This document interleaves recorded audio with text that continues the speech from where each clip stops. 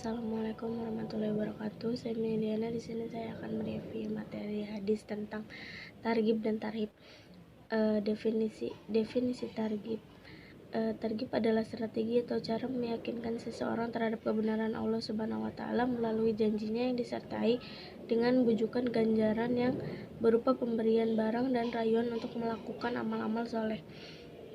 Di sini terdapat bentuk-bentuk targhib, yaitu yang pertama, dijanjikan bahwa Allah Subhanahu wa taala akan mencintai orang-orang senantiasa berbuat kebaikan, seperti firman Allah Subhanahu wa taala, yaitu dan Allah Subhanahu wa taala mencintai orang-orang yang senantiasa berbuat kebaikan. Kisah surat Ali Imran. Yang kedua, dijanjikan akan memperoleh kebahagiaan di dunia. Kisah surat Yunus ayat 63 dan 64. Yang ketiga, dijanjikan akan mendapatkan kenikmatan langsung dirasakan di dunia dan mendapatkan jaminan surga. Yang terakhir yaitu dijanjikan akan mendapat pengampunan dari Allah Subhanahu wa taala. Di sini terdapat juga kelebihan metode targhib, yaitu memberikan pengaruh yang cukup besar terhadap jiwa anak didik dan dapat menjadikan pendorong bagi anak-anak didik lainnya dan mengikuti anak yang telah memperoleh pujian dari gurunya. Adapun kekurangannya dari metode ini yaitu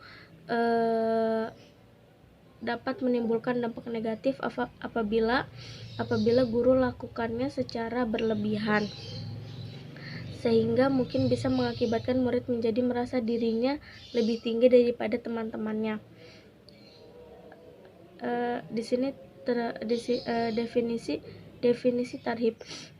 Tarhib adalah suatu ancaman atau siksaan sebagai akibat melakukan dosa atau kesalahan yang dilarang oleh Allah Subhanahu wa taala atau akibat lengah dalam menjalankan kewajiban yang diperintahkan oleh Allah Subhanahu wa taala. Di sini terdapat bentuk-bentuk tarhib atau ancaman. Yang pertama, ancaman tidak akan mendapat ridho dari Allah Subhanahu wa taala. Yang kedua, diancam akan diperangi oleh Allah Subhanahu wa taala dan Rasulnya. Yang ketiga, diancam hukuman dunia, firman Allah Subhanahu wa taala, yaitu bila mereka tidak patuh maka Allah akan menghukum mereka dengan hukuman yang pedih di dunia dan akhirat. Kisah surat At-Taubah.